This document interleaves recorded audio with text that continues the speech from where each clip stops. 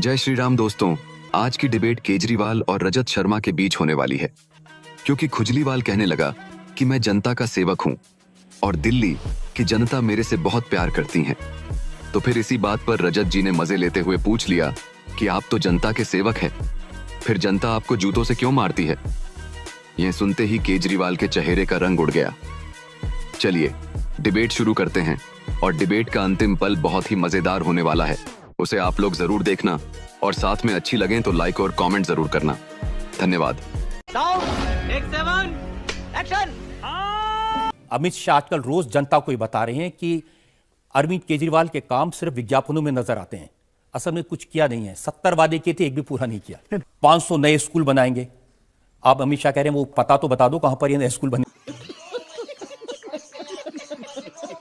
कांग्रेस के सुभाष चोपड़ा मुझे कह रहे थे कि 15 साल शीला जी चीफ मिनिस्टर रही, उन्होंने स्कूल बनवाए थे, उनके कमरों को लीपापोती करके आप अपना बता रहे हैं। नहीं ऐसे नहीं, तो 17,000 पुराने थे, मैं तो आपको डेटा दे रहा हूँ। 22,000 पिछले 5 साल में बने, तो अब टोटल 17 और 22। लेकिन जो आपने नए बनाए उनका वीडियो तो अमित शाह जी ने अपलोड किया है सोशल मीडिया पर। वो बहुत गलत किया उन्होंने।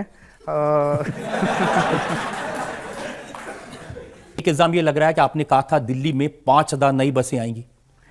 बसों में कि नई आना तो दूर, 1100 बसें कम हो गई। नहीं 5,000 बसें हमने कहा था, बसों में थोड़ी सी प्रॉब्लम आई थी। वो तो कह रहे हैं कि झूठ बोलने में सबसे आगे केजरीवाल हैं। नाम लाली है। झूठ बोला, सबको टोपी पहनाया। दिल्ली में 1.5 करोड़ 3 करोड़ आदमी है। 3 करोड़ दिल्ली में है, 10 रुपए चंदा के हिसाब से लगा लो, 15 करोड़ पैसे इकट्ठा कर लिया। भारत माँ को भी बेचा, झूठ बोला। इससे अच्छा तो कांग्रेस सही है, इससे अच्छा बीजेपी सही है। ऑटो वालों से पैसे लिए? सबसे कितने पैसे लिए? हम तो 500 रुपए दिए हैं, पर्ची है मेरे पास। ऑटो ड्राइवर के थप्पड़ की वजह से केजरीवाल का चेहरा सूज गया है। घटना के अच्छा बात नहीं है। तो वादा जो आपका मैनिफेस्टो में लिखा है 5 साल में सबको 24 घंटे तो वह नहीं, लेकिन घर में टोंटी से कम 2 घंटे पानी जरूर आएगा और साफ पानी आएगा। 2 घंटे आ रहा है और साफ पानी जो है, मैंने बताया 2300 इलाके ऐसे थे, 125 रह गए हैं, उनको भी 1 साल 1.5 साल में हम ठीक कर देंगे। लेकिन आप कह रहे हैं उन्होंने बेड़ा गर्क कर दिया। बेड़ा गर्क किसने किया? अमित शाह जी की मैं स्पीच सुन रहा था, वो ये कह रहे थे कि दिल्ली जल बोर्ड पहले उसमें 22 करोड़ का घाटा था, जब से अरविंद केजरीवाल जी चेयरमैन बने 800 करोड़ का घाटा हो रहा है। पी के सारे लोग कह रहे हैं कि 4-4.5 साल तक आप केंद्र सरकार से टकराते रहे और उस टकराव का दिल्ली की जनता को नुकसान हुआ। अब वो कह रहे हैं कि बुरे बीते 5 साल, जल्दी निकल लो केजरीवाल। नहीं कॉस्मेटिक, क्रीम।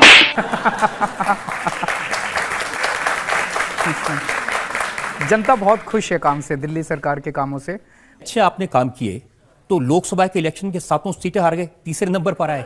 उसका कारण यह है, देश के अंदर अब लोग लोकसभा को और विधानसभा को अलग अलग नजरिए से देखते हैं। जैसे उड़ीसा का ले लीजिए, उड़ीसा का लोकसभा का और विधानसभा का चुनाव एक ही दिन हुआ। एक वोटर जब बूथ में गया तो 2 मशीनें सामने थी, उसने एक में दूसरा बटन दबाया, दूसरे में दूसरा बटन दबाया। उड़ीसा में उन्होंने जब कॉर्पोरेशन का हुआ उसमें भी साफ हो गए। कॉर्पोरेशन के चुनाव के और दूसरे कारण थे। अब ये क्या बात है? पर जनता मालिक है, जनता ने हरा दिया तो हरा दिया। तो इस बार आपको उम्मीद है कि जनता आपको फिर से जिता देगी?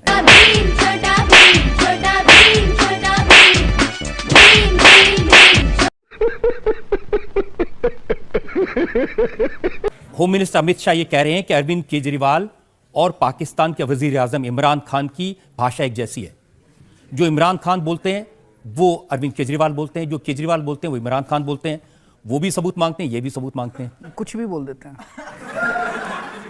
अब जब कुछ भी चल नहीं रहा उनका दिल्ली के चुनाव में, तो फिर वो इमरान खान को ले आए, पाकिस्तान को ले आए। इसका कोई मतलब नहीं है, उनके पास कुछ मुद्दे नहीं है। नहीं, इमरान खान के मंत्री हैं फवाद खान, उन्होंने कहा कि मोदी जी को हराओ दिल्ली के चुनाव में। हमारा आंतरिक मामला है। जो देश पूरी दुनिया के अंदर सबसे ज्यादा आतंकवाद को बढ़ावा देने के लिए प्रसिद्ध है, उससे हमें कोई सलाह नहीं चाहिए और हमारे आंतरिक मामलों में दखलंदाजी देना बंद करें।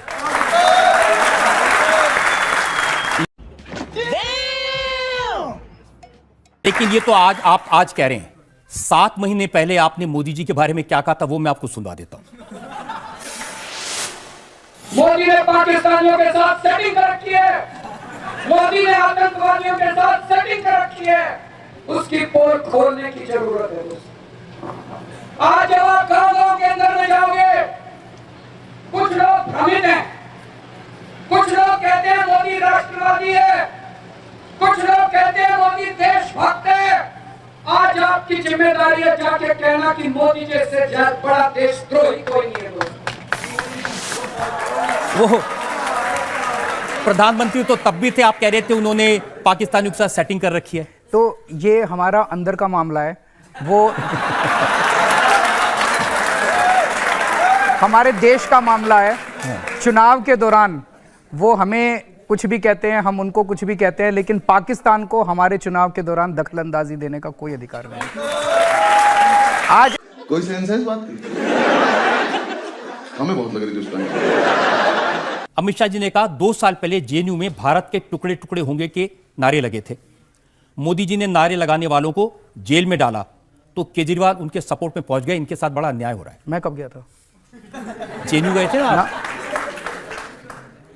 उन्होंने ये भी कहा कि हमने 14 जनवरी 2019 को पुलिस ने इस मामले में चार्जशीट फाइल की थी। दिल्ली सरकार से इजाजत मांगी देशद्रोह का मुकदमा चलाने के लिए कन्हैया कुमार और उनके साथियों के खिलाफ, लेकिन आज तक इजाजत नहीं मिली। उनको 3.5 साल क्यों लगे ये चार्जशीट फाइल करने में? नहीं, आपको 2 साल वीडियो की जारी था। परमिशन नहीं, देने में। एक मिनट मैं आपसे पूछ रहा हूँ। वीडियो था, वीडियो में कह रहे हैं कि फलाने फलाने ने कुछ कहा, वीडियो का सीधे सबूत था, चार्जशीट 4 दिन में फाइल हो जाती। 3.5 साल तक वो इस चार्जशीट पे कर क्या रहे थे? वो पूछ रहा हूं कि जब उन्होंने 14 जनवरी 2019 को चार्जशीट फाइल कर दी थी, उसके बाद आप अभी तक लीगल ओपिनियन ले रहे हैं? तो उनको 3.5 साल उनको लगे, थोड़ा टाइम हमें भी तो लगेगा। पर मैं थोड़ा सा ऑन सीरियस नोट में 13 बार इसकी सुनवाई टल चुकी है। आपकी पार्टी के एमएलए अमानतुल्ला खां वो शर्जील के साथ दिखाई दिए। शर्जील कौन? जो कह रहा है कि असम को अलग कर दो, जो कह रहा है दिल्ली के लोगों का दूध बंद कर दो, दिल्ली के लोगों का पानी बंद कर दो, इस देश को तोड़ दो। उसका तो हमने कहा था कि इसको तुरंत गिरफ्तार करो, इसको सख्त से सख्त सजा दिलवाओ। हमने तो कहा है। तो अपनी पार्टी के एमएलए के लिए नहीं कहा है? दिखाओ। मैं आपको वीडियो दिखा देता हूं, दिखा सकता हूं। अच्छा हुआ वीडियो लेके आया, आपने तो मांग लिया। मैं आप लोगों से पूछना चाहता हूँ, सुनो यार, शशि भाई को बोलने दीजिए। ये तो लड़ाई कर रहे हैं आपस में। लड़ाई नहीं आप लोग वो से माइक छीन के बोल रहा है। अभी अमानत ने माइक छीना उससे। ये शाहीन बाग का वो है जहाँ पे इतनी जनता खड़ी है, तो स्टेज के ऊपर वो भी खड़ा और ये भी खड़ा, और इसने माइक छीन के, शर्जील अभी कुछ बोलने की कोशिश कर रहा है, उसे माइक छीना है अमानतुल्लाह ने, उसको बोलने नहीं दे रहा। आपको तो याद होगा ना, अमानतुल्लाह खान ने एक लंबी स्पीच दी थी जिसमें उन्होंने बहुत भड़काने वाली बातें की थी। आज के लिए फिलहाल इतना ही। आपकी तरह मैं भी मायूस हूं, लेकिन उम्मीद पर दुनिया कायम है। दिल दुखा है लेकिन टूटा तो नहीं है, और उम्मीद का दामन छूटा तो नहीं है।